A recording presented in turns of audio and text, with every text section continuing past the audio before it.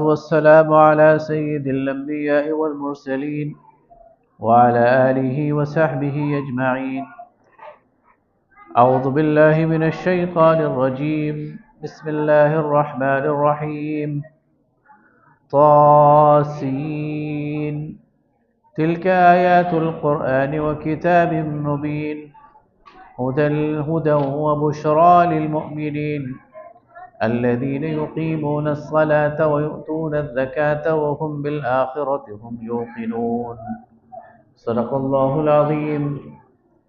اللهم صل على سيدنا ومولانا محمد وعلى آل سيدنا ومولانا محمد وبارك وسلم ثم صل عليه.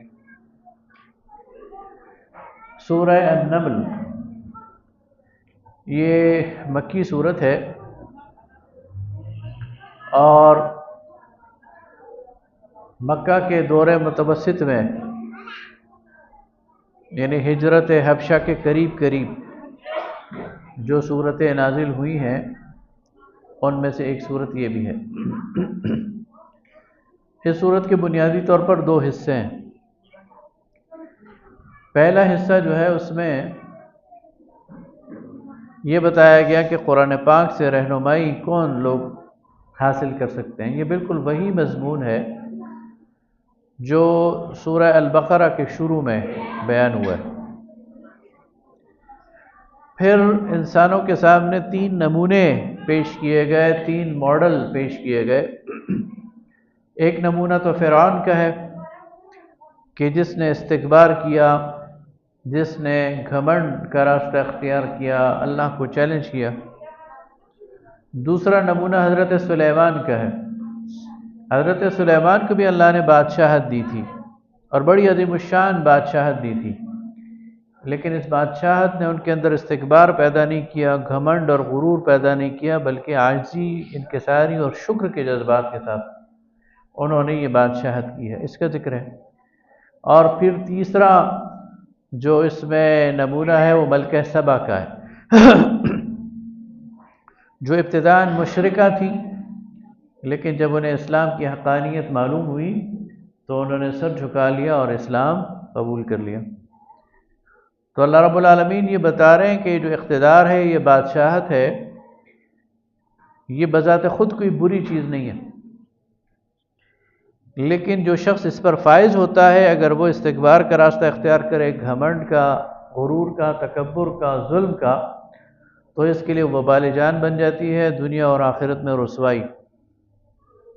اور یہ بادشاہت اور اقتدار اگر اللہ کے راستے میں اس کو صرف کیا جائے تو یہ ایک نیک چیز ہے، ایک اچھی چیز ہے، ایک نعمت ہے، اور اس کے نتیجے میں اللہ تعالیٰ کی رضا حاصل کی جا سکتی ہے. اس لیے کہ نبی صلی اللہ علیہ وسلم نے فرمایا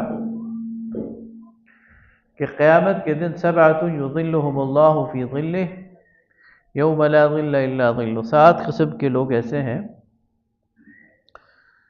کہ جب قیامت کے دن کوئی سایہ نہیں ہوگا تو وہ اللہ کے عرش کے سائے میں ہوں گے. تو ان میں پہلا فرمایا الامام العادل، بادشاہ ایسا یا حکمران ایسا جو عدل کرتا ہو تو وہ اللہ کے سائے میں جگہ پائے. دوسرے حصے میں مشرکین مکہ سے براہ راست خطاب ہے اور ان کی عقل کو اپیل کی گئی ہے اور کائنات کے مشاہدات پر غور کرنے کی انہیں دعوت دی گئی ہے اور کہا گیا کہ تمہارے شرک کی کہاں گنجائش ہے. تو بات شروع کی گئی طاسین تلک آیات القرآن و کتاب مبین. یہ قرآن کی آیات ہیں جو کہ ایک روشن کتاب ہے. ہدن و بشریٰ للمؤمنین، یہ ہدایت ہے اور بشارت ہے، خوشخبری ہے ایمان والوں کے لیے. الذین یقیمون الصلاۃ ویؤتون الزکاۃ، جو نماز قائم کرتے ہیں اور زکوٰۃ ادا کرتے ہیں. وبالآخرۃ ہم یوقنون، اور آخرت پر یقین رکھتے ہیں. یہ وہی موضوع ہے، مضمون ہے جو سورہ البقرہ میں بیان ہو چکا ہے. آگے فرمایا نبی صلی اللہ علیہ وسلم آپ کو یہ قرآن ایک حکیم و علیم ہستی کی طرف سے موصول ہوا ہے، اور یہ قرآن جو ہے علم اور حکمت سے ایک بھرپور خزانہ ہے. لہذا یہ لوگ جو شک کر رہے ہیں قرآن پر اور کبھی اسے اساطیر الاولین قرار دیتے ہیں اور پرانی کہانیاں قرار دیتے ہیں اور کبھی سحر اور جادوگری قرار دیتے ہیں، تو یہ سارے ان کے عقل کا فساد ہے، ان کے شعور کا فساد ہے۔ قرآن تو ایک علیم و حکیم ذات کی طرف سے آپ کی طرف بھیجا گیا۔ اس کے بعد حضرت موسیٰ کا ذکر ہے، اور یہ اس حصے کا ذکر ہے جو مدین سے واپسی پر ہوا، یعنی وہ جب اپنے گھر والوں کے ساتھ مدین سے واپس مصر کی طرف آ رہے تھے۔ سخت سردی تھی اور اندھیری رات تھی، تو انہوں نے دیکھا کہ آگ جل رہی ہے، تو اس لیے کہ شاید کوئی آگ حاصل کر سکیں اور ماحول کو گرم کر سکیں، اس سے انرجی حاصل کر سکیں، کچھ کھانا پکانا کر سکیں، یا اس کے ذریعے شاید وہاں کوئی اور بھی ہو، مسافر ہو یا کوئی وہاں رہنے والا، اس سے راستہ ہی پوچھ سکیں۔ اس خیال سے حضرت موسیٰ اس آگ کے قریب چلے گئے۔ اچھا، یہاں بالکل اس قرآن پاک آگے اس کا ذکر بھی کرتا ہے کسی صورت میں، سورہ عنکبوت میں غالباً، کہ حضرت موسیٰ کے وہم و گمان میں بھی نہیں تھا کہ اس سفر میں ان کی اللہ سے ملاقات ہو جائے گی اور ان کو یہ پیغمبری جیسا عظیم منصب وہ سونپ دیا جائے گا۔ تو اللہ تعالیٰ اپنے پیغمبروں کو بالکل نیچرل طریقے سے، ایک فطری طریقے سے پروان چڑھاتا ہے۔ نبی صلی اللہ علیہ وسلم کو بھی اپنی زندگی کی 40 سالوں میں اس کا کوئی اندازہ نہیں تھا، کوئی وہم و گمان نہیں تھا کہ آپ کو اس منصب پر فائز کیا جائے، لیکن اللہ تعالیٰ کو تو ظاہر پتہ ہے، اللہ تعالیٰ اس خاص انداز سے اپنے بندے کی پرورش کرتا ہے، اس انداز سے اس کی تربیت کرتا ہے، براہ راست اس کی جو ہے وہ یعنی تمام ضرورتوں کو پورا کرتا ہے، اور ایک سٹیج پر لا کر اچانک اس پر یہ بات منکشف ہو جاتی ہے کہ وہ اتنے بڑے منصب پر فائز ہیں۔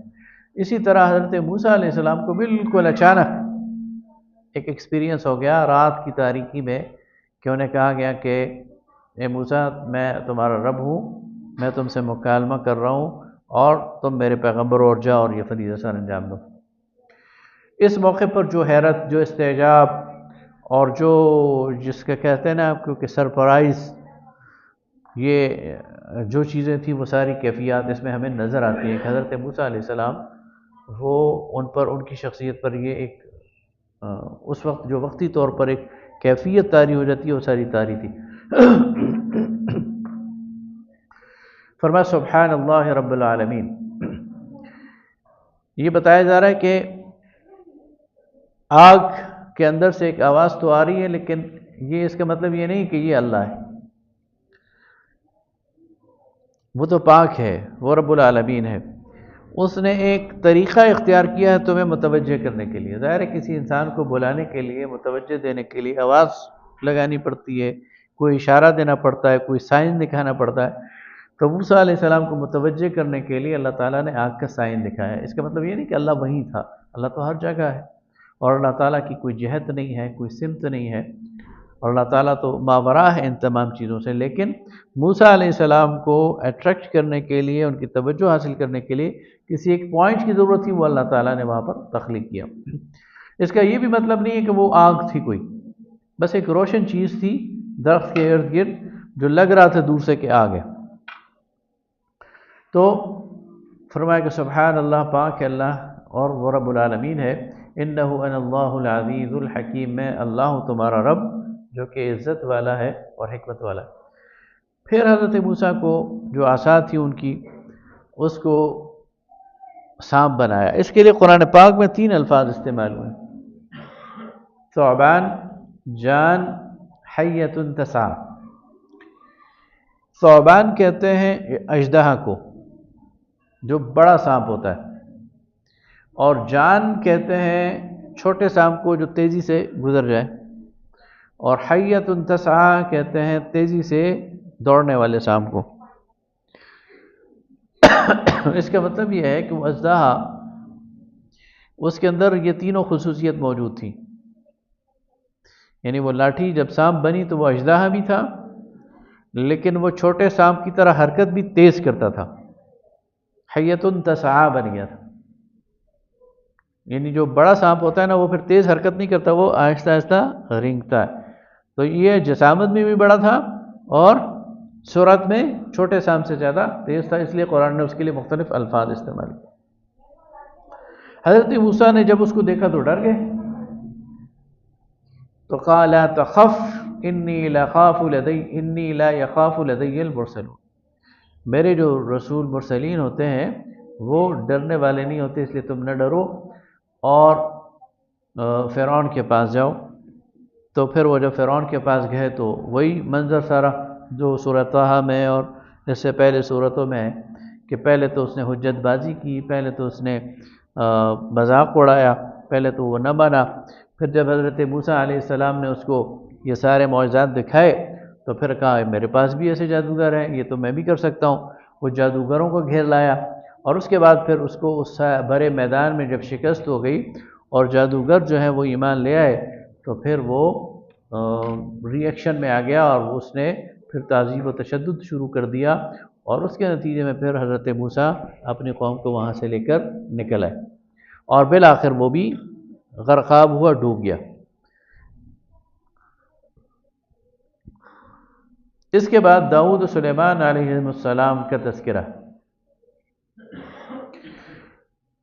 اور سلیمان علیہ السلام کی تفصیل بیان کی گئی ہے کہ انہیں منطق الطیر یعنی پرندوں کی بولی بھی سکھا دی گئی تھی، اور فرمایا کہ سلیمان علیہ السلام کے لیے جنات، انسانوں اور پرندوں کے لشکر اللہ تعالیٰ نے جمع کر دیے تھے، یعنی ان کی حکومت صرف انسانوں پر نہیں تھی، ان کی حکومت جنات پر بھی تھی اور پرندوں پر بھی ان کی حکومت قائم تھی، اور یہ سب نظم و ضبط میں تھے، ڈسپلن میں تھے، ان کے حکم کے پابند تھے، ان کے باقاعدہ لشکر اور ان کے جتھے بنے ہوئے تھے، کانٹیجنٹ بنے ہوئے تھے، اور جس سے وہ جو کام لیتے وہ پورا کا پورا جتھا ان کے لیے تابع ہو جاتا تھا۔ پھر وادی نمل کا ذکر ہے، چیونٹیوں کی وادی، شام کے ایک علاقے میں چونٹیاں ہیں بہت زیادہ، وہاں حضرت سلیمان کا لشکر گزرا تو چیونٹیوں کی جو ملکہ تھی اس نے کہا چیونٹیوں سے کہ اپنی بلوں میں گھس جاؤ، ایسا نہ ہو کہ سلیمان اور اس کا لشکر تمہیں اپنے پاؤں سے کچل دے اور اسے اس کا اندازہ ہی نہ ہو۔ فتبسم ضاحکا من قولها، تو حضرت سلیمان علیہ السلام وہ مسکرائے اور اس کی اس قول پر، وقال رب اوزعنی ان اشکر نعمتک التي انعمت علی۔ اب یہ ہے فرق، فرعون کے پاس جو تھا وہ بھی لشکر تھے، فرعون کے پاس بھی حکومت تھی، لیکن فرعون نے اترانا شروع کر دیا اور ظلم کرنا شروع کر دیا۔ حضرت سلیمان کے پاس اس سے 3 گنا زیادہ بڑی سلطنت تھی، یعنی انسانوں پہ بھی حکومت ہے، جنات پہ بھی ہے، پرندوں پہ بھی ہے۔ ایسی حکومت کی چیونٹیاں بھی اس کو تسلیم کرتی ہیں۔ اس موقع پر کیا کہتے ہیں، رب اوزعنی ان اشکر نعمتک التي انعمت علی، اے اللہ مجھے قابو میں رکھ کہ میں تیری نعمتوں کا شکر ادا کروں جو تو نے مجھ پر اور میرے والدین پہ کیے، وَأَنْ أَعْمَلَ صَالِحًا تَرْضَىٰ، اور ایسے اعمال کروں جس سے تو راضی ہو جائے۔ یہ اللہ تعالیٰ کنٹراسٹ دکھا رہا ہے کہ ایک طرف کیا کریکٹر ہے، دوسری طرف کیا کریکٹر ہے، اور یہ طاقت دونوں کے پاس ہے، ایک کے پاس زیادہ ہے، ایک کے پاس کم ہے، لیکن جو کم ہے وہ اترا رہا ہے، جس کے پاس زیادہ ہے وہ رب کے سامنے جھکا ہوا ہے۔ آگے فرمایا کہ حضرت سلیمان علیہ السلام نے، انہوں نے پرندوں کو بھی وہ کیا ہوا تھا۔ اچھا، یہاں نمل کی بات آئی تو یہ جو نمل کے حوالے سے بعض آج کے لوگ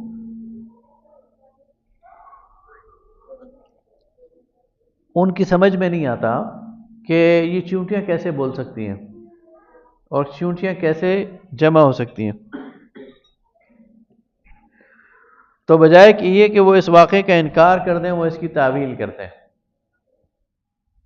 اور تعویل یہ کرتے ہیں کہ یہ اصل میں قبیلے کا نام ہے نملہ، اور وہاں انسان رہتے تھے۔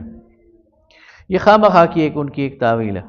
قرآن کی جو الفاظ ہیں اسے صریح لگ رہا ہے کہ یہ چیونٹیاں تھیں، چیونٹیوں کی ملکہ تھی، اور اس نے اپنے چیونٹیوں کو کہا کہ بلوں میں گھس جاؤ ورنہ سلیمان تمہیں، اس کا لشکر تمہیں کچل دے گا اور تمہیں اس کا احساس بھی نہیں ہوگا۔ اور یہ بات بعید نہیں ہے، اللہ تعالیٰ نے ہر جو مخلوق ہے اس کو شعور کی کوئی نہ کوئی سطح دی بھی ہے۔ چیونٹیوں کے اندر بھی شعور اور عقل کی ایک سطح ہے، یعنی وہ انسانوں کی جیسی نہیں ہے، ہم یہ نہیں کہتے، لیکن ان کے اندر شعور کی ایک سطح ہے، اور وہ ایسی سطح ہے کہ آپ دیکھیں کہ اگر کوئی آپ میٹھی چیز رکھ دیں نا اور وہاں ایک چیونٹی وہاں سے گزر جائے تو تھوڑی دیر میں وہ سب کو بلا لیتی، یعنی ان کے درمیان کا پیغام رسانی سلسلہ، ان کا آپس کا کمیونیکیشن وہ اتنا زبردست ہے۔ تو وہ اللہ تعالیٰ نے ان کی ایک فطرت ودیت کی ہوئی ہے، اور انہوں نے اپنی زبان میں بات کی۔ اللہ نے حضرت سلیمان کو یہ ملکہ دیا تھا کہ وہ اس کو سمجھ سکتے تھے، یہ بھی اللہ کی طرف سے ودیت کردہ ایک صلاحیت ہے، اس کا انکار نہیں کیا جا سکتا۔ یہ جو ہم اس وقت بیٹھے ہوئے نا، یہاں خاموشی ہے، لیکن یہاں خاموشی نہیں ہے، یہاں ہزاروں آوازیں موجود ہیں۔ ابھی آپ ٹرانزسٹر آن کریں نا، تو یہیں آپ کو بی بی سی سنائی دے گی، یہیں آپ کو وائس آف امریکہ سنائی دے گی، یہیں آپ کو ایران کا ریڈیو سنائی دے گا، یہیں آپ کو کوئی اور فریکوینسی سیٹ کر لیں، یہیں آپ وائرس سیٹ کریں تو بہت ساری جو آپس میں کمیونیکیشن ادارے کرتے ہیں وہ آپ کیچ کر لیں گے۔ اس کا مطلب یہ ہے کہ آپ کے پاس وہ ڈیوائس ہونی چاہیے جو آواز کو سن سکے۔ آوازیں موجود ہیں، ہمارے پاس اس وقت چونکہ کوئی ڈیوائس نہیں ہے تو ہم نہیں سن رہے، لیکن وہ ڈیوائس جب آئے گی تو ہم سن لیں گے۔ اللہ نے حضرت سلیمان کو وہ ڈیوائس ان کی ان بلٹ دے دی تھی، اس لیے وہ چیونٹیوں کو بھی سن لیتے تھے، وہ پرندوں کو بھی سن لیتے تھے، وہ ہر ایک کو سن لیتے تھے۔ ہم نہیں سن سکتے، اس لیے اگر ہم نہیں سن سکتے تو اس کا مطلب یہ نہیں ہے کہ وہ چیز موجود نہیں ہے، وہ ہے۔ آج تو سائنس نے پروف کر دیا نا۔ تو پہلی بات چیونٹیوں والی آگے۔ اب آگے ہدہد۔ ہدہد بھی ایک پرندہ ہے۔ تو سلیمان علیہ السلام کی اس میں پرندوں کے بھی لشکر تھے، پرندوں کے بھی جتھے تھے، ہدہد کا بھی لشکر تھا، کبوتروں کا بھی لشکر تھا، بازوں کا بھی لشکر تھا، اور جتنے پرندے تھے۔ تو دیکھا کہ وہ ہدہد ایک غائب ہے۔ تو حضرت سلیمان نے کہا کہاں غائب ہو گیا، میری اجازت کے بغیر کہاں گیا ہے؟ تو تھوڑی دیر گزری تھی کہ وہ آ گیا۔ اب اسے ڈر تھا کہ میں اگر ایکسپلینیشن نہیں دوں گا اور اپنی غیر حاضری کی کوئی توجیہ نہیں کروں گا تو یہ تو مجھے سزا دیں گے۔ تو پھر اس نے توجیہ پیش کی۔ توجیہ یہ پیش کی کہ میں شمال سے اڑ کر جنوب کی طرف گیا ہوں۔ اگر آپ عرب کا نقشہ دیکھیں نا، تو جو مکہ مدینہ ہے اس کی شمال میں فلسطین ہے جو حضرت سلیمان کا وطن اور ان کے دارالحکومت ہے، اور اس کے جنوب میں 1000-1500 کلومیٹر نیچے بلکہ زیادہ یہ یمن کا علاقہ ہے، یہ ہے قوم سبا کا علاقہ۔ تو وہ اڑ کر یہاں گیا تھا، اتنا راستہ اس نے طے کیا، اور سبا کے علاقے میں وہ گھومتا پھرتا رہا۔ تو اس کی رپورٹنگ پھر اس نے دی۔ اس کا یہ بھی مطلب ہے کہ ہو سکتا ہے کہ حضرت سلیمان نے اپنے ارد گرد کا جو ریکھی کا اور جاسوسی کا نظام بنایا ہوگا وہ ان پرندوں کے سپرد کیا ہوگا کہ اس پورے علاقے کی خبر میرے پاس ہونی چاہیے، ان کی اطلاعات میرے پاس ہونی چاہیے، کون کیا کر رہا ہے۔ تو وہ آیا اور اس نے کہا جی وہ ایک قوم ہے جو کہ بہت متمدن قوم ہے، بڑی قوت والی ہے، اولی بأس شدید آگے قرآن کہتا ہے، اور ایک عورت ان پر حکمران ہے اور سورج کی پوجا کرتے ہیں۔ یہ ساری اس کی آبزرویشن تھی۔ تو حضرت سلیمان نے کہا اچھا میرا یہ خط اس کی طرف لے جاؤ، انہ من سلیمان و انہ بسم اللہ الرحمن الرحیم اللہ تعلوا علی واتونی مسلمین۔ 2 فقرے، زیادہ لمبی چوڑی۔ جو طاقتور ہوتا ہے نا، جو ڈومیننٹ ہوتا ہے، وہ آرڈر دیتا ہے، اور آرڈر بھی پھر لمبا چوڑا نہیں دیتا، کوئی تمہید اور وہ نہیں بیان کرتا۔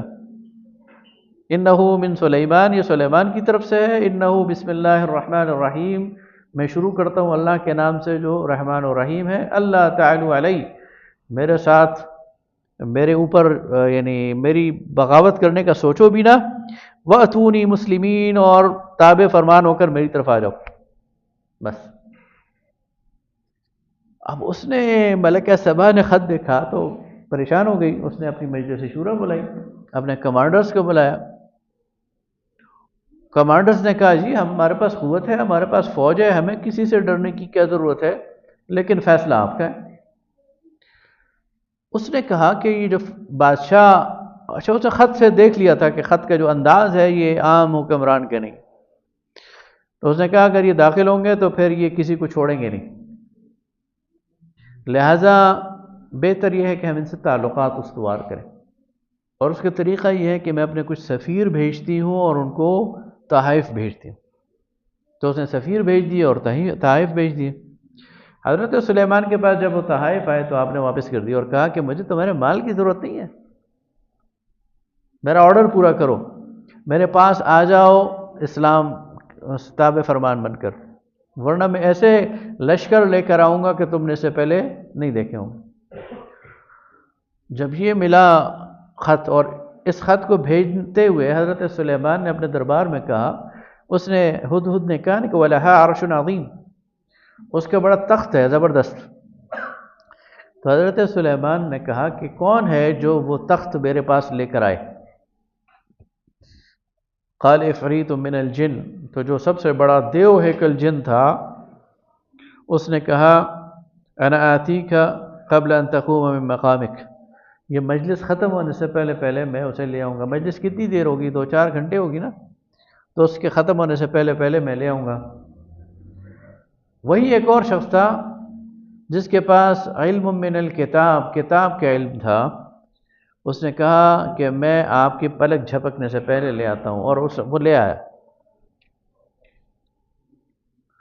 جب حضرت سلیمان نے دیکھا تو تخت پڑا ہوا، یعنی ان کے پاس اتنی اللہ تعالیٰ نے انہیں قوت دے دی تھی کہ وہ ہزاروں میل، 1500-2000 میل سے کوئی چیز اٹھا کر سیکنڈز میں، اور یہ پاسبل ہے۔ E=mc²، یہ انرجی جو ہے، یہ کتاب، یہ انرجی میں کنورٹ ہو سکتی ہے، اور پھر انرجی ریکنورٹ ہو سکتی ہے اس کتاب میں۔ یہ سائنس کا اصول ہے۔ یہ کرسی انرجی میں کنورٹ ہو سکتی ہے، اور وہ انرجی دوبارہ اس میں ریکنورٹ ہو سکتی ہے، اور انرجی لائٹ کی سپیڈ سے وہ ٹریول کر سکتی ہے، اور لائٹ کی سپیڈ ہے 1,86,000 میل فی سیکنڈ۔ ایک سیکنڈ میں 1,86,000، یعنی ایک سیکنڈ میں انرجی زمین کے 7 چکر لگا سکتی ہے۔ تو پھر اس کے لیے یہ کیا مشکل ہے؟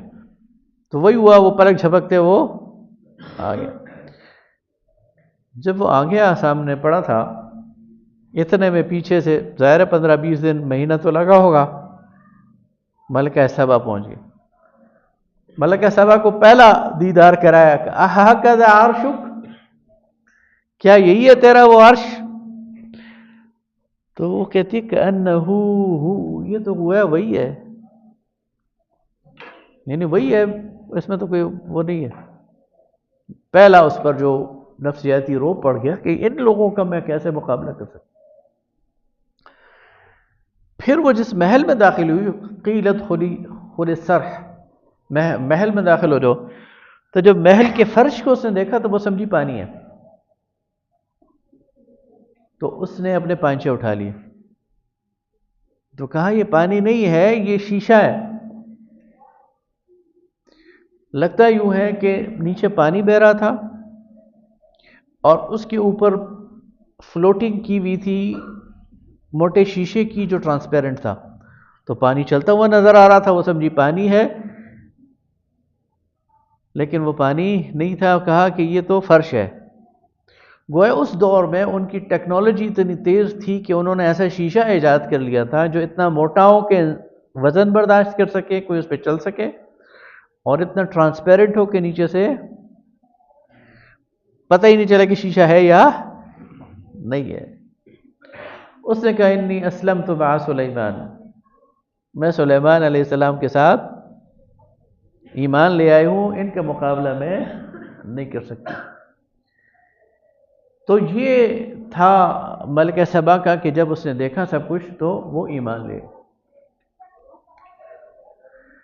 اس کے بعد اللہ تعالیٰ جو ہے وہ قوم سمود کا ذکر کرتا ہے، پہلے تذکرہ گزر چکا ہے، پھر قوم لوط کا ذکر کرتا ہے، اور پھر مشرکین مکہ سے اب دوسرا حصہ شروع ہوتا ہے سورت کا۔ اب مشرکین سے براہ راست اللہ خطاب کر رہا ہے کہ بھلا کون ہے جس نے آسمانوں اور زمین کو پیدا کیا؟ اَإِلَٰهٌ مَّعَ اللَّهِ، اللہ کے علاوہ کوئی الہ ہے جس نے آسمان و زمین کو پیدا کیا؟ کس نے پانی برسایا؟ کس نے خوشنما باغات اگائے؟ الہ مع اللہ، اللہ کے علاوہ کوئی الہ ہے؟ زمین کو کس نے جائے قرار بنایا، رہنے کے قابل بنایا؟ نہریں کس نے جاری کی؟ پہاڑ کس نے قائم کیے؟ اللہ کے علاوہ کوئی الہ ہے؟ بے قرار کی دعائیں کون سنتا ہے؟ خشکی اور تری رات اور دن میں جو ہے وہ راستے کون دکھاتا ہے؟ کوئی اللہ کے علاوہ کوئی ایسا ہے؟ تمہیں کس نے پیدا کیا ہے؟ دوبارہ کون تخلیق کرے گا؟ کوئی اللہ کے علاوہ ہے؟ گویا ان کے ضمیر کو جو جوڑا جا رہا ہے، ان کی عقل کو اپیل کیا جا رہا ہے اور انہیں بتایا جا رہا ہے کہ اللہ کے علاوہ کوئی بھی نہیں ہے جو یہ سارے کام کر سکے، اس لیے تم غلط جگہ پر جو ہے وہ اپنی عبودیت کو آگے فرمایا قل ہاتوا برہانکم ان کنتم صادقین، بار ثبوت ان پر پھینک دیا۔ یہ مشرکین چڑھ چڑھ کر آتے تھے نا کہ آخرت کا ثبوت دو، جنت کا ثبوت دو، جہنم کا ثبوت دو۔ آج بھی ملحدین چڑھ چڑھ کر آتے ہیں نا، اللہ فرماتا ہے مجھے ثبوت دینے کی ضرورت نہیں، تم ثبوت دو، یہ جو تم نے خدا بنائے ہوئے ہیں ان میں سے کون سچا ہے؟ اگر کوئی سچا ہے تو دو ثبوت، اور ظاہر ہے ان کے پاس کہاں ثبوت ہے؟ انسان کے پاس اس کی شرک کے لیے یا اس کے الحاد کے لیے کوئی ثبوت نہیں ہے۔ تو بعض اوقات اللہ تعالیٰ ایگریسو ہو جاتا ہے اور کہتا ہے کہ ان کی یہ بات الٹ دو اور ان سے دلیل طلب کرو کہ تم جو یہ ساری بکواس کر رہے ہو اور یہ جو تم نے سارا میلہ سجایا ہوا ہے اس کے پیچھے کیا ہے بتاؤ، تو ان کے پاس کوئی ثبوت نہیں ہوتا۔ تو فرمایا قل ہاتوا برہانکم ان کنتم صادقین۔ آخر میں یہ بتایا کہ مجھے یہ حکم دیا گیا کہ میں مسلم بن کر رہوں اور یہ قرآن پڑھ کر سناؤں۔ دیکھیے نبی صلی اللہ علیہ وسلم کے پاس سب سے بڑی چیز کیا تھی؟ وہ قرآن تھا۔ مشرکین مکہ آپ کے پاس آتے تھے اور آپ ان کو قرآن سناتے تھے، جس نے ماننا ہوتا تھا اس قرآن کو سن کے مان جاتا تھا، اس کی عقل پر، اس کے دل پر اس کے دروازے کھل جاتے تھے، اثر ہوتا تھا، اور جس نے نہیں ماننا ہوتا تھا نا وہ یہ قرآن بھی سن کر نہیں مانتا۔ اس کے علاوہ انہوں نے ایڑی چوٹی کا دور لگایا ہمیں کچھ اور دکھاؤ، اللہ نے کہا اور کچھ میں نے نہیں دکھانا، ماننا ہے اس قرآن کو مان۔ آج بھی ہماری دعوت کا جو سب سے بڑا ہتھیار ہے وہ قرآن ہے، اسی کے ذریعے لوگوں کے دل وہ مسحور ہوں گے، یعنی وہ ہوں گے مفتوح ہوں گے، فتح ہوں گے، اسی کے ذریعے لوگ میسج قبول کریں گے، اسی کے ذریعے وہ ایمان لائیں گے، اور اگر نہیں لاتے تو اس کو انکار کر دیں تو پھر ہمارے پاس اور کوئی ہتھیار ہے بھی نہیں اور ہمارے اوپر ذمہ داری بھی نہیں ہے۔ اللہ تعالیٰ نے نہ میری نہ آپ کی نہ کسی پیغمبر کی یہ ذمہ داری لگائی ہے کہ لوگ ضرور ہی ایمان لے آئیں۔ اس لیے جس نے اس قرآن کو ماننا ہے مان لے، نہیں ماننا اپنی خیر خود بنائے۔ ہمارا کام کیا ہے؟ یہ قرآن پہنچانا، اس کو کنوے کرنا۔ تو رسول اللہ صلی اللہ علیہ وسلم کو کہا جا رہا ہے کہ میری یہ ذمہ داری ہے ان اتلو القرآن، کہ میں قرآن پڑھ کر سناؤں۔ یہ قرآن سنانا، قرآن کا پیغام پہنچانا یہ پیغمبری فریضہ ہے، یاد رکھیے، اور اس میں سے کچھ نہ کچھ ہمیں بھی یہ فریضہ انجام دینا ہے۔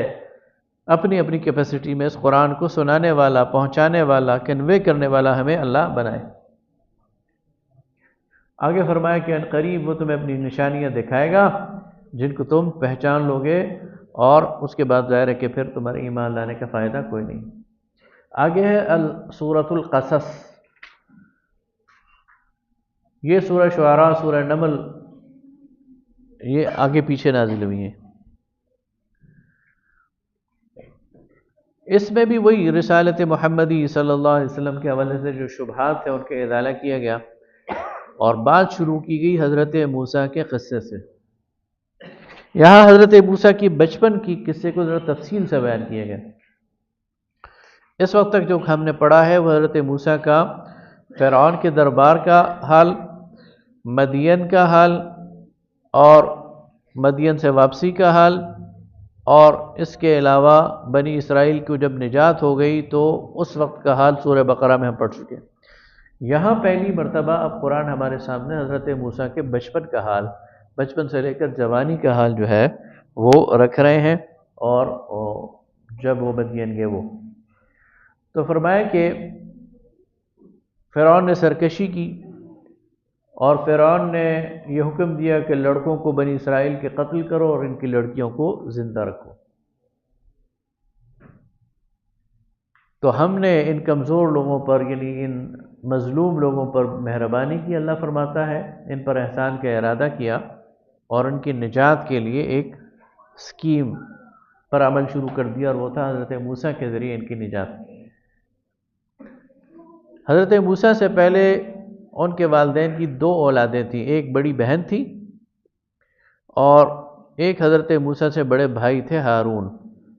دونوں کا ذکر قرآن میں ملتا ہے، اشارے بہن کی طرف تو اشارہ ملتا ہے، ہارون علیہ السلام کا نام بھی ملتا ہے۔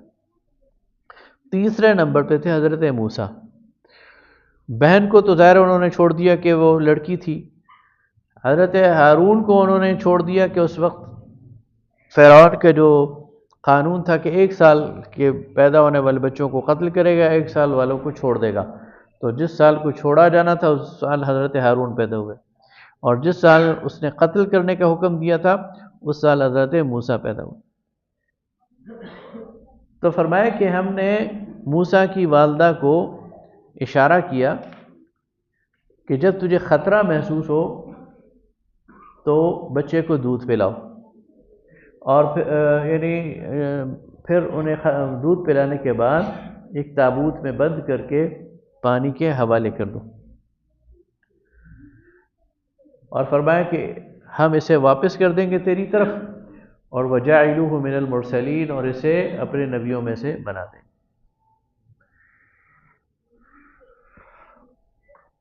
جب یہ صندوق اور یہ تابوت یہ پانی کے بہاؤ پر چلتا رہا تو فرعون کا جو محل تھا وہ بھی بالکل دریا کے کنارے تھا، اور اس کے جو ہرکارے تھے یا اس کی جو بیوی کے لونڈی غلام تھے ان کو یہ صندوق ملا، اس میں بچہ تھا، وہ فرعون کی عورت کے پاس لے گئے۔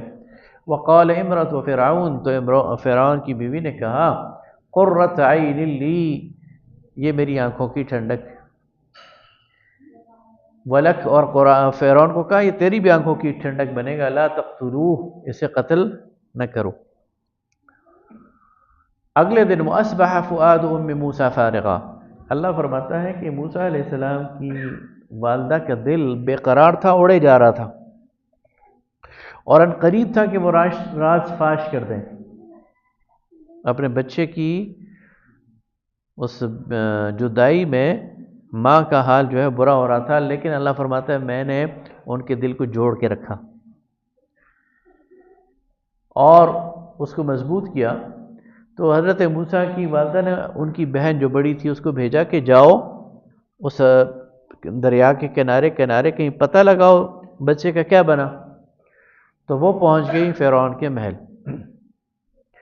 اب ہوا یہ کہ وَحَرَّمْنَا عَلَيْهِ الْمَرَاضِعَ، اب 24 گھنٹے تقریباً گزر چکے تھے، بچہ ظاہر ہے اس کی کھانے پینے کی فکر تھی فرعون کے گھر والوں کو، اور وہ مختلف دایائیں موجود تھی ان کا دودھ پلا رہے تھے، لیکن وہ کسی ایک کا دودھ نہیں پیتے تھے۔ وَحَرَّمْنَا عَلَيْهِ الْمَرَاضِعَ، اللہ فرماتا ہے ہم نے حرام کر دیا تھا اس پر تمام دودھ پلانے والیوں کا دودھ، تو وہ دودھ کی طرف یعنی چھاتی آگے ہوتی، وہ دودھ کی طرف منہ ہی نہیں کرتے۔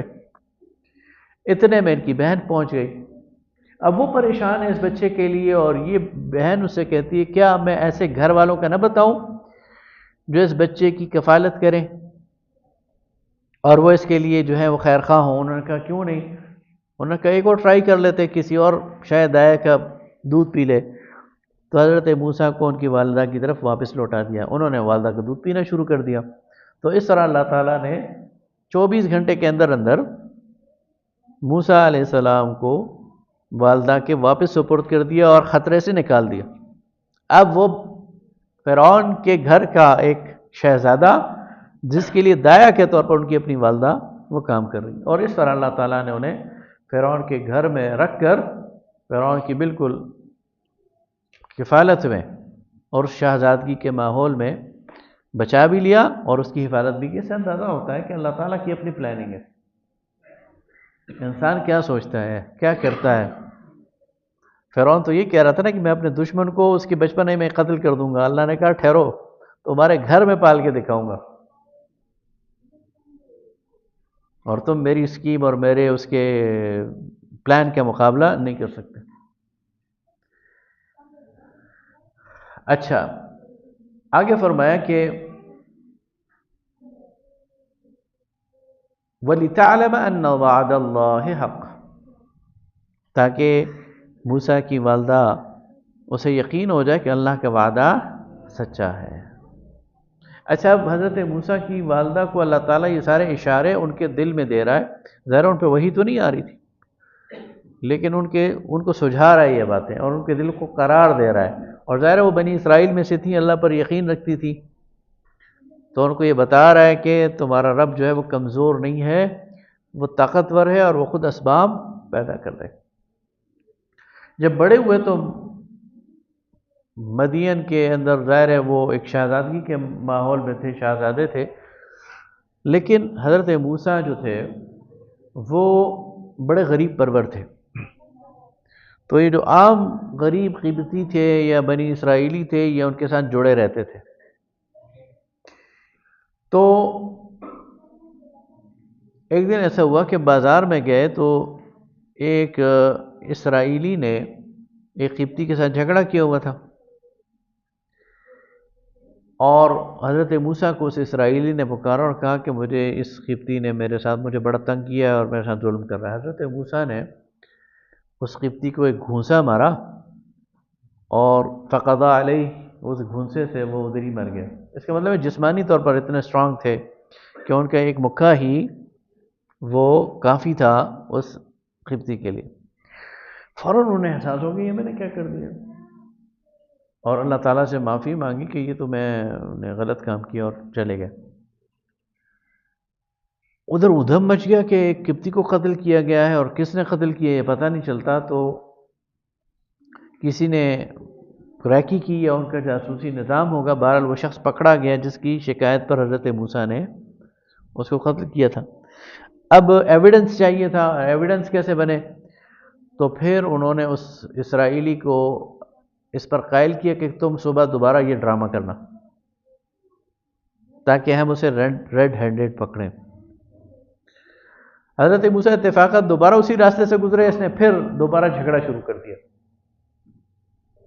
اور پھر حضرت موسیٰ کو بلایا۔ حضرت موسیٰ نے کہا تو جاہل آدمی ہے، تو نے کل بھی مجھے خوار کرایا ہے، لیکن پھر اس پر یعنی آمادہ ہو گئے کہ اس قبطی کو جو ہے وہ سزا دیں، تو اس نے شور مچانا شروع کر دیا کہ اچھا تم نے کل قتل کیا تھا، تم پھر اس کو قتل کرو گے، اور اس طرح لوگوں میں یہ بات مشہور ہو گئی کہ وہ کل والا قتل جو ہے وہ حضرت موسیٰ نے کیا۔ اور اس پر وہ جو دربار کے لوگ تھے انہوں نے مشورہ شروع کر دیا۔ اب ظاہر ہے حضرت موسیٰ ایک شہزادے تھے، شہزادے کو پکڑنا یہ کوئی عام کام تو نہیں تھا، تو اس کے لیے فرعون کی اجازت کی ضرورت تھی، تو وہ اجازت لی گئی کہ اس کو گرفتار کیا جائے۔ اس میں دیر لگ گئی، لیکن دربار کے اندر سے ایک فرد نے آ کر حضرت موسیٰ کو کہا کہ وہ لوگ آپ کو گرفتار کر کے قتل کرنا چاہتے ہیں، اس لیے یہاں سے نکلو۔ تو حضرت موسیٰ علیہ السلام وہاں سے نکلے اور مدین کی طرف انہوں نے رخ کر لیا، اور مدین کا یہ پورا سفر پھر انہوں نے باپیادہ کیا ہے، اور یہ کئی دن کا سفر ہے صحرا کا۔ آگے فلما ورد ماء مدین، جب وہ مدین کے پانی تک پہنچے تو انہوں نے دیکھا کہ دو عورتیں کھڑی ہیں جو اپنے بکریوں کو، بھیڑوں کو روک رہی ہیں۔ بھیڑیں پانی کی طرف زور لگاتی ہیں، وہ انہیں روک رہی ہیں، جبکہ باقی جو لوگ ہیں وہ اپنے اپنے جانوروں کو پانی پلا رہے ہیں۔ تو یہ ان کے پاس پہنچ گیا اور کہا تمہارا کیا مسئلہ ہے؟ تو انہوں نے کہا جی ہمارے والد جو ہیں بوڑھے ہیں اور ہم دو خواتین ہیں، جب تک کہ یہ مرد پانی نہ پلا لیں یہ ہمیں قریب بھی نہیں آنے دیتے، اس لیے ہم انتظار کر رہی ہیں۔ تو انہوں نے ان کی جانوروں کو پانی پلا دیا، اور اس کے بعد تولی الی الظل، سائے کی طرف چلے گئے اور کہا کہ رب انی لما انزلت الی من خیر فقیر، اے اللہ تیری طرف سے جو بھی بھلائی آئے، جو بھی خیر آئے، میں اس کا سب سے زیادہ محتاج ہوں۔ آگے قرآن پاک کی استعارہ استعمال کرتا ہے فَجَاءَتْهُ إِحْدَاهُمَا تَمْشِي عَلَى اسْتِحْيَاءٍ،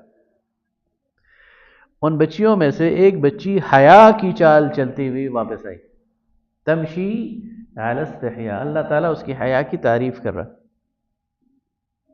وہ بچی حیا کی چال چلتے ہوئے آئی اور کہا کہ میرا والد تجھے پکارتا ہے کہ تاکہ تو نے جو ہمارے لیے مزدوری کی ہے اس کا اجر دے۔ حضرت موسیٰ ان کے ساتھ چلے گئے۔ وہ بزرگ کون تھے؟ یہ مدین کے کوئی شیخ تھے۔ کچھ احادیث سے یہ اشارہ ملتا ہے کہ وہ شعیب علیہ السلام تھے، لیکن یہ ضروری نہیں۔ وہ احادیث جو ہیں وہ چونکہ زیادہ صحیح درجے کی نہیں ہیں، اس لیے اس پر یعنی پورا یقین نہیں کیا جا سکتا۔ شعیب ہو سکتے ہیں یا نہیں بھی ہو سکتے، کوئی اور شیخ بھی ہو سکتے ہیں۔ بہرحال انہوں نے حضرت موسیٰ سے پورا قصہ سنا۔ فرعون کو وہ جانتے تھے، اس کے ظلم سے وہ واقف تھے۔ انہوں نے کہا اللہ تعالیٰ نے تجھے بچا لیا ہے، اب فکر نہ کرو۔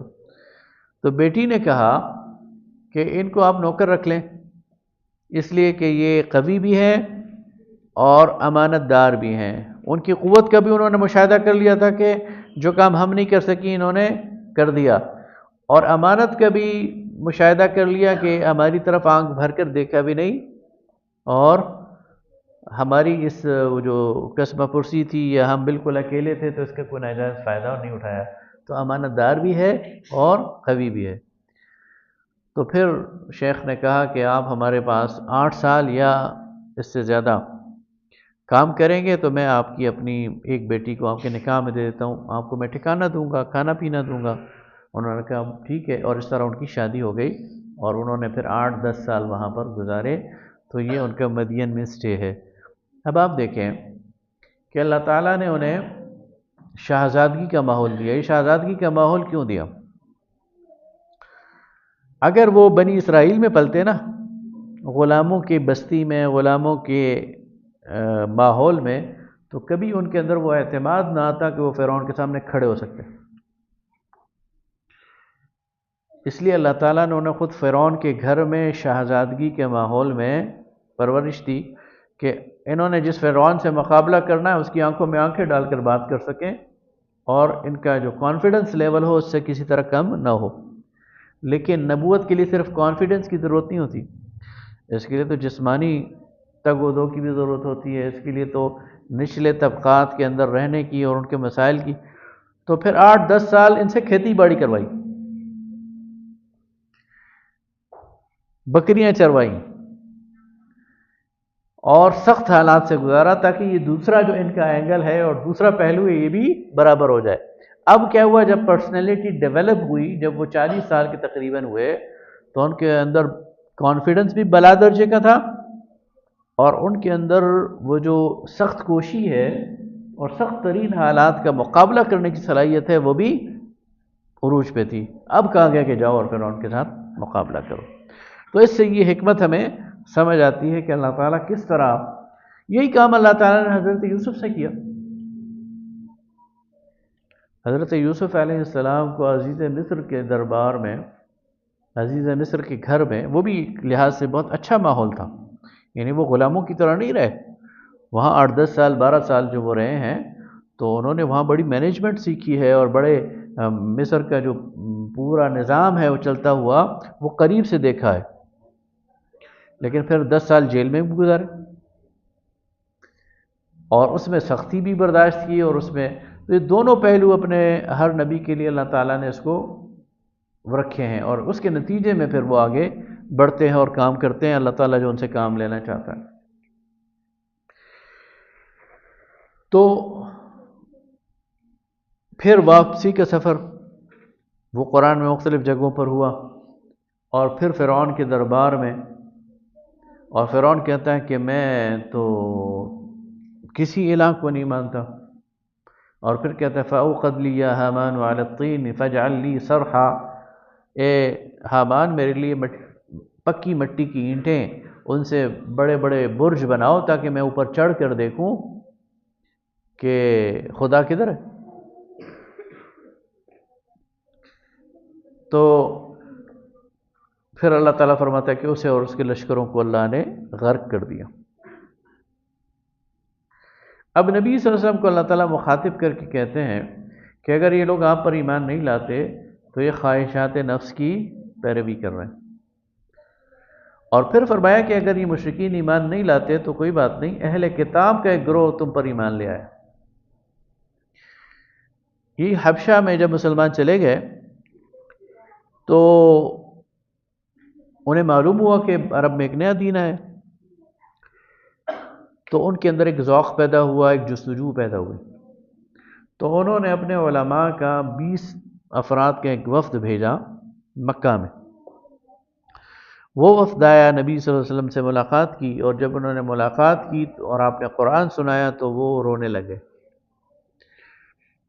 اور وہ ایمان لے آئے، اور انہوں نے کہا ہم اس سے پہلے بھی اسلام پر تھے، یعنی حضرت مسیح علیہ السلام کے دین پہ تھے، اور اب ہم آپ کی اس دعوت کو قبول کرتے ہیں۔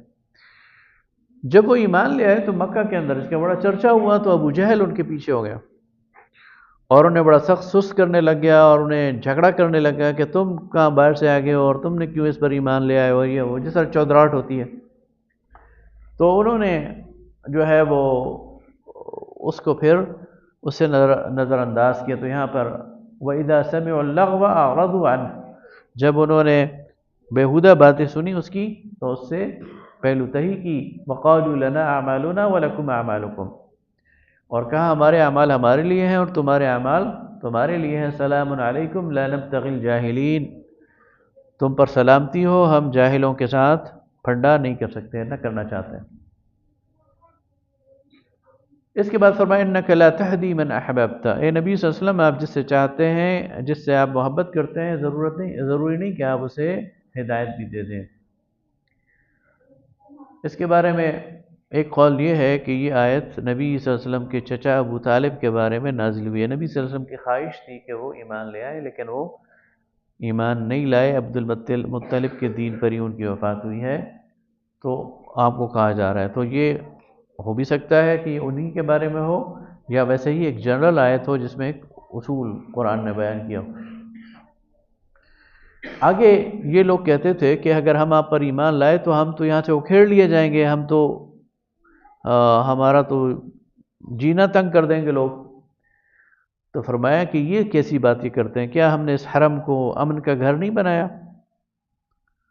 یعنی جس حرم کے ارد گرد چوری ڈاکے اور مسلسل کچھ تو خون ہو رہا ہے، اس سے آگے ذرا حرم کی حدود میں امن ہو جاتا ہے، تو وہ اللہ جو تمہیں حرم میں امن دے رہا ہے، وہ کیسے جو ہے اس کی وجہ سے تمہیں کوئی باہر سے آ کے اٹھا لے جائے گا، یہ تمہاری ویسے ہی خواہ کا بہانہ ہے۔ آگے فرمایا کہ وَمَا كَانَ رَبُّكَ مُهْلِكَ الْقُرَىٰ حَتَّى يَبْعَثُ فِي أُمِّهَا رَسُولًا، اللہ تعالیٰ کسی بھی بستی کو ہلاک نہیں کرتا یہاں تک کہ جب کہ اس کی جو مین بستی ہے اس میں رسول نہ بھیج دے۔ اس کا مطلب یہ ہے کہ جو لوگ علاقے ہیں نا، ہر جگہ اللہ رسول نہیں بھیجتا، بلکہ مختلف علاقوں کے اندر جو ہیڈ کوارٹر ہوتا ہے اللہ تعالیٰ وہاں پر رسول بھیج دیتا ہے، اور وہ کافی ہوتا ہے ارد گرد کے سارے علاقوں کے لیے۔ تو جتنے بھی قریش پر علاقے تھے، اللہ تعالیٰ نے ان کی ہیڈ کوارٹرز پر، ان کی جو مین جگہیں تھیں ان پر رسول بھیجے، اور انہوں نے انذار کا فریضہ سر انجام دیا۔ وَمَا كُنَّا مُهْلِكِي الْقُرَىٰ إِلَّا وَأَهْلُهَا ظَالِمُونَ، اور ہم کسی بستی کو اسی لیے ہلاک کرتے ہیں جب اس کے رہنے والے وہ ظلم کرنے والے ہوں۔ آگے فرمایا جو قارون تھا وہ موسیٰ علیہ السلام کی قوم میں سے تھا۔ قارون حضرت موسیٰ کی قوم میں سے تھا، اسرائیلی تھا، لیکن فرعون کے درباریوں میں شامل تھا، اور لگتا یوں ہے کہ بڑا ماہر فن تھا، سونا بنانے کی جو ہے نا اسے ترکیب حاصل تھی، یا کوئی اور اس کے پاس کوئی ایسا فن تھا جو کہ اس کو بہت ماہر سمجھا جاتا تھا، اس لیے کہتا ہے انما اوتیتہ علی علم، جب اسے کہا گیا نا کہ تیرے پاس اتنا خزانہ ہے اسے اللہ کے راستے میں خرچ کرو، تو کہتا ہے کہ اللہ نے تو مجھے نہیں دیا، یہ تو میرے ہنر نے مجھے دیا ہے، میرے علم نے مجھے دیا ہے۔ تو کہ اپنے علم کی وجہ سے اور اپنے فن کی وجہ سے اس نے بہت سارا خزانہ جمع کر لیا تھا، ایسا خزانہ کہ جس کی چابیاں بھی ایک جماعت اور ایک دستہ اٹھا کر لیے پھرتا تھا، یعنی اتنے اس کے پاس ہیرے جواہرات اور سونا چاندی اور اس کے وہ تھے۔ لیکن ظاہر ہے کہ پھر اس نے وہ کر دیا، نافرمانی کی اور اللہ کے راستے میں خرچ کرنے سے انکار کیا، اور مستقل جو ہے وہ کنجوسی بھی کرتا رہا۔ تو اللہ فرماتا ہے کہ فَخَسَفْنَا بِهِ وَبِدَارِهِ الْأَرْضِ، وہ اور اس کا وہ سارا کا سارا گھر اور جو خزانہ تھا وہ سارا کا سارا اس کو ہم نے دھسا دیا زمین میں اور اس کو بلیا میٹ کر دیا۔ آگے فرمایا تِلْكَ الدَّارُ الْآخِرَةُ، یہ آخرت کا گھر ہے، نَجْعَلُهَا لِلَّذِينَ لَا يُرِيدُونَ عُلُوًّا فِي الْأَرْضِ وَلَا فَسَادًا، اور یہ ہم اسی کو دیں گے جو زمین میں اپنی بڑائی نہ چاہے، جو اپنا ذاتی اقتدار چاہے گا، جو اپنی ذات کی بڑائی چاہے گا، جو اپنے ذات کے جھنڈا بلند کرے گا، اسے ہم آخرت نہیں دیں گے۔ آخرت ہم اسے دیں گے جو اپنی ذات کی نفی کرے گا، اپنی ذات پر اپنے نفس پر قدم رکھ کر آگے جائے گا، اور فساد کرنے والوں کو بھی ہم آخرت کا گھر نہیں دیں گے۔ آگے فرمائے ان الذی فرض علیک القرآن لرادک الی معاد، وہ ذات جس نے آپ پر قرآن کا فریضہ ڈالا ہے، قرآن کی یہ ذمہ داری ڈالی ہے، وہ لازماً آپ کو اچھے انجام کی طرف لوٹائے گا۔ یہ اچھا انجام اس دنیا کا بھی اور یہ اچھا انجام آخرت کا بھی، اور یہ درجہ بدرجہ قیامت تک اللہ کا وعدہ ہے کہ جو قرآن سے جڑے گا، جو قرآن کے فریضے کی ادائیگی میں مشغول ہوگا، اللہ فرماتا ہے کہ میں اس دنیا میں بھی اسے بہترین انجام دوں گا اور میں اسے آخرت میں بھی بہترین، اللہ کا وعدہ۔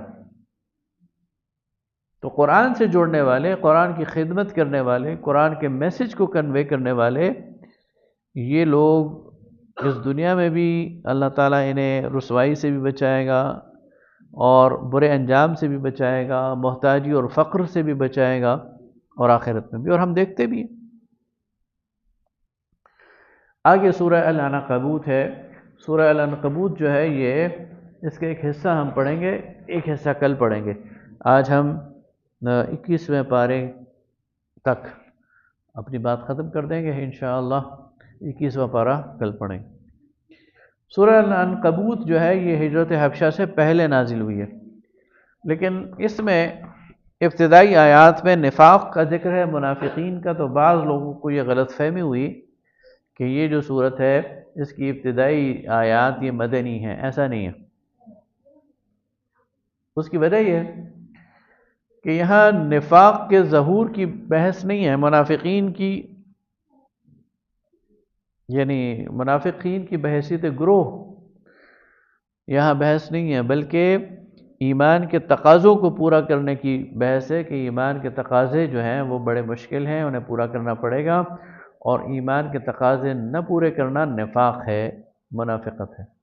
اس کا مطلب یہ نہیں کہ منافقین عملاً موجود تھے، یہ نہیں ہے، بلکہ یہ بتایا جا رہا ہے کہ جس بات کو تم نے عہد کو اٹھایا ہے، جس قول کو اپنایا ہے، یہ آسان نہیں ہے۔ احسب الناس ان یترکوا ان یقولوا آمنا وهم لا یفتنون، کیا لوگوں نے یہ سمجھ لیا ہے کہ جب وہ کہہ دیں گے کہ ہم ایمان لائے تو وہ پھر آزمائے نہیں جائیں گے؟ وَلَقَدْ فَتَنَّا الَّذِينَ مِن قَبْلِهِمْ فَلَيَعْلَمَنَّ اللَّهُ الَّذِينَ صَدَقُوا وَلَيَعْلَمَنَّ الْكَاذِبِينَ، تو جو پہلے بھی لوگ ایمان لائے تو ہم نے انہیں آزمایا تاکہ یہ دکھایا جا سکے کہ کون سچ بول رہا ہے اور کون جھوٹ۔ یہاں لفظ وَلَيَعْلَمَنَّ، اللہ جان لے، تو اللہ تو جانتا ہے، اسے جاننے کی کیا ضرورت ہے؟ تو اس کا مطلب یہ ہے کہ وہ دکھا دے۔ اللہ تعالیٰ نے، میں یہ بات کئی دفعہ کر چکا ہوں، ابھی تھوڑی سی اور شاید کھولنے کی کوشش کروں، کہ اپنے دین کے لیے فطری طریقہ اختیار کیا، اپنے پیغمبر کو بھی فطری طریقے سے آگے بڑھایا ہے۔ ابھی آپ نے دیکھا نا حضرت موسیٰ کو کتنی مشکلیں آئیں، حضرت یوسف کو کتنی مشکلیں آئیں، خود رسول اللہ صلی اللہ علیہ وسلم کو کتنی مشکلات آئیں۔ اللہ غالب ہے، قادر ہے، وہ چاہتا تو اپنا نبی وہ مشکلات سے نہ گزارتا، معجزاتی طور پر وہ لوگوں کے سامنے دعوت پیش کرتا اور کوئی مانتا تو مان لیتا، نہ مانتا تو نہ مانتا، اور نبی پر کوئی مشکل نہ آتی، لیکن انبیاء پر مشکل آئی۔ رسول اللہ صلی اللہ علیہ وسلم کے دانت مبارک شہید ہوئے، آپ کی پیشانی مبارک پر زخم آیا۔ فطری طریقے سے اللہ تعالیٰ اپنے بندوں کو اپنے دین کے لیے میدان میں اتارتا ہے، تاکہ کسی کو یہ حجت نہ ہو کہ ان کے ساتھ تو غیبی قوتیں تھیں، ہمارے پاس کیا تھا۔ اللہ فرماتا ہے نہیں، غیبی قوت تو میں آخری سٹیج پہ لے کے آتا ہوں، ورنہ انسانی قوت تمہارے پاس بھی ہے اور میرے بندوں کے پاس بھی ہے، اور اس انسانی قوت میں بعض اوقات یہ تم سے کمزور بھی ہوتے ہیں لیکن ڈٹے رہتے ہیں، مقابلہ کرتے ہیں، استقامت دکھاتے ہیں۔ عملاً میدان میں ان کی اخلاقی برتری میں تم پر ثابت کرتا ہوں، عملاً میدان میں تمہیں بتاتا ہوں کہ ان جیسا کوئی نہیں ہے، ان جیسا صبر کرنے والا کوئی نہیں ہے، ان جیسا برداشت کرنے والا کوئی نہیں ہے، ان جیسا معاف کرنے والا کوئی نہیں ہے، ان جیسا اخلاق کریمانہ کسی کے نہیں ہے۔ یہ میں میدان میں ثابت کرواتا ہوں، دکھاتا ہوں، لوگ اپنی آنکھوں سے دیکھتے ہیں۔ فرمایا وَلَيَعْلَمَنَّ، اللہ دکھا کر رہے گا اپنے لوگوں کی برتری اخلاقی طور پر، وہ اللہ تعالیٰ پروف کر کے رہے گا، ثابت کر کے رہے گا۔ تو اس صورت میں یہ بات کی گئی۔ تو ایمان کے ساتھ جو ہے وہ آزمائش یہ نتھی ہے، یہ جڑی ہوئی ہے، اس کے بغیر ایمان جو ہے وہ نہیں ہے۔ آگے فرمایا کہ والدین کے ساتھ حسن سلوک کرو، لیکن اگر وہ اس بات کی جدوجہد کرے کہ تم شرک کرو تو پھر ان کی اطاعت نہ کرو۔ یہ مکہ کے نوجوانوں کا ایک مسئلہ تھا، وہ یہ تھا کہ حضرت سعد ابن ابی وقاص 16-17 سال کے نوجوان تھے، اس طرح اور بہت سارے نوجوان تھے۔ تو حضرت سعد ایمان لے آئے، تو حضرت سعد کی والدہ نے بھوک ہڑتال کر دی، جو ماؤں کا اکثر ایک ہوتا ہے نا ایموشنل بلیک میلنگ۔ نہ صرف یہ کہ کھانا پینا چھوڑ دیا بلکہ دھوپ میں بیٹھ گئی اور کہا کہ میں نہ دھوپ سے ہٹوں گی اور نہ کچھ کھاؤں گی نہ پیوں گی جب تک کہ تم یہ نیا دین یہ چھوڑو گے نہیں اور پرانے دین پر واپس نہیں آؤ گے۔ اب حضرت سعد ابن ابی وقاص پریشان ہو گئے، والدہ تو والدہ ہیں، والدہ کا ایک مقام ہے، تو وہ یہ مسئلہ لے کر رسول اللہ صلی اللہ علیہ وسلم کے پاس آئے۔ تو پھر یہ آیت نازل ہوئی کہ والدین کا بہت مقام ہے، وَبِالْوَالِدَيْنِ احسانا، والدین کے ساتھ حسن سلوک کرو، لیکن اگر وہ تم پر یہ زور ڈالیں کہ تم شرک کرو اور دین چھوڑ دو تو پھر فَلَا تُطِعْهُمَا، پھر ان کی اطاعت نہیں کرنی۔ تو اس طرح ان کو یہ اللہ تعالیٰ نے ایک راستہ دیا۔ لیکن آگے فرمایا سورہ لقمان میں وَصَاحِبْهُمَا فِي الدُّنْيَا مَعْرُوفًا، والدین کی شرک کی بات نہیں ماننی، لیکن مشرک والدین کے ساتھ بھی دنیا کے معاملات میں معروف طریقے سے چلنا ہے اور ان کی خدمت جو بنتی ہے وہ کرنی۔ آگے فرمایا ایسے لوگ جو اللہ کے راستے میں آزمائش سے گھبرا جائیں، یعنی ایمان چھوڑ دیں، تو یہ جو ہے ان کے ایمان کچا ہے، ایمان ٹھیک نہیں ہے، اور پھر فرمایا کہ جب نصرت آ جائے گی تو کہیں گے کہ ہم تو تمہارے ساتھ تھے۔ اللہ ان کے دلوں کو خوب جانتا ہے۔ سچے ایمان اور نفاق کی پہچان جو ہے وہ اللہ تعالیٰ نے کرانی ہے۔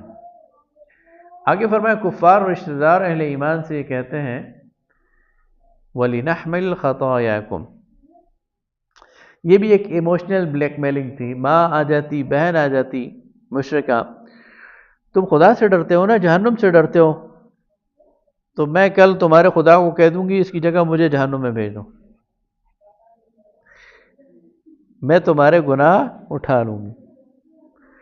اللہ نے فرمایا اس چکر میں بھی نہیں آنا، اور فرمایا انہوں نے جو کہا ہے نا کہ وَلِنَحْمِلْ خَطَايَاكُمْ، ہم تمہارے خطائیں اٹھائیں گے، تو کل قیامت کے دن یہ اپنے وزن بھی اٹھائیں گے اور تمہارے بھی اٹھائیں گے،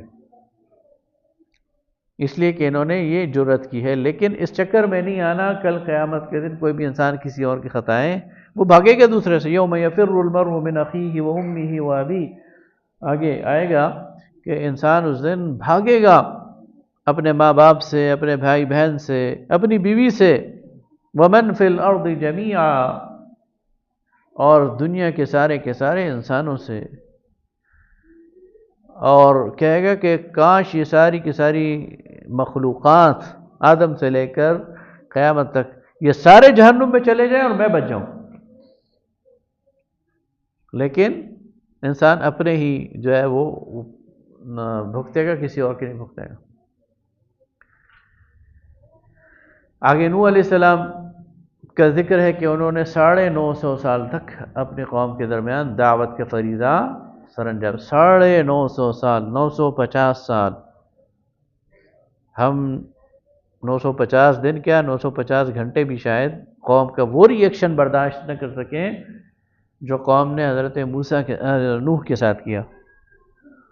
لیکن وہ ڈٹے رہے، استقامت دکھائی اور اپنی قوم کو انہوں نے اس وقت چھوڑا جب اللہ کا حکم آیا اور واضح آ گیا. پھر ابراہیم علیہ السلام کی بات ہے، توحید کی دعوت دی انہوں نے اور فرمایا رزق اللہ سے طلب کرو، جسے تم چھٹلاتے ہو.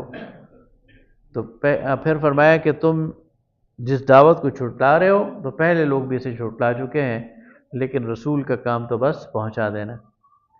اور پھر فرمایا زمین میں چلو پھرو اور آثار کائنات وہ تلاش کرو تو تاکہ تمہیں اللہ تعالیٰ کی طرف رہنمائی کر سکیں. پھر لوط علیہ السلام کے بارے میں کہا گیا، لوط علیہ السلام کی قوم کو کہا گیا کہ تم نے وہ کام شروع کر دیا ہے جو تم سے پہلے انسانوں نے نہیں کیا. تم نے فحاشی کا وہ راستہ اختیار کیا ہے جس کی بنیاد، جس کی جڑ، جس کی کوئی علامت تم سے پہلے انسانوں میں نہیں تھی. یعنی انسانوں کو ایک غلط ٹریک پہ ڈال دیا ہے. آج تک جتنے بھی ہم جنس پرست ہیں، ان سب کے جو گناہ ہیں ان کا ایک حصہ اس قوم کو بھی ملے. اس قوم میں ایک تو یہ جرم تھا کہ ہم جنس پرستی، دوسرا اسی صورت میں فرمایا کہ ڈاکہ زنی کرتے تھے، ڈاکے مارتے تھے، اور تیسرا جرم ان کا تھا علانیہ کھلم کھلا فحاشی کی محفلیں سجاتے تھے، musical nights, theatre, cinema hall, اور اس میں جاتے ہوئے آتے ہوئے کسی کو کوئی شرم حیا نہیں ہوتی تھی. تو یہ کام علانیہ کرتے تھے.